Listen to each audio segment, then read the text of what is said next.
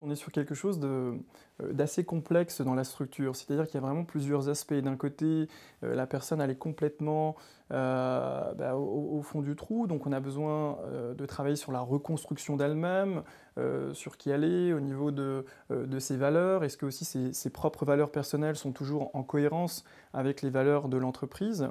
De l'autre côté, travailler aussi sur différents poids du passé, parce que tout est en interaction forcément. Qui est la personne, son travail, la pression qu'elle va recevoir au travail.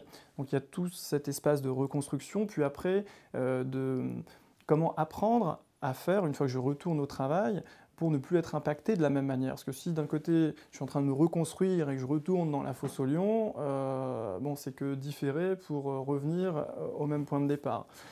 Souvent, quand on en arrive en termes de burn-out, c'est aussi que la résonance avec soit le manager au travail, soit le travail en lui-même ne correspond peut-être plus au stade où on est arrivé la personne dans sa vie.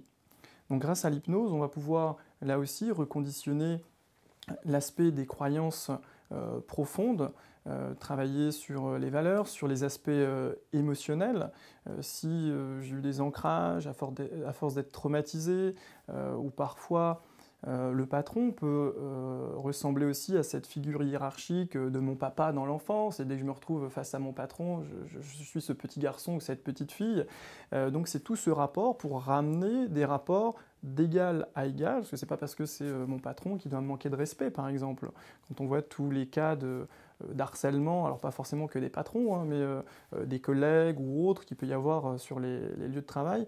Donc c'est vraiment finalement remettre l'horloge à l'heure dans la vie de la personne pour qu'elle sache vraiment qu'est-ce qui est juste pour elle et comment se protéger des différents assauts qu'elle peut avoir à son travail, dans sa vie, dans son quotidien, pour pouvoir avancer sereinement sur son chemin.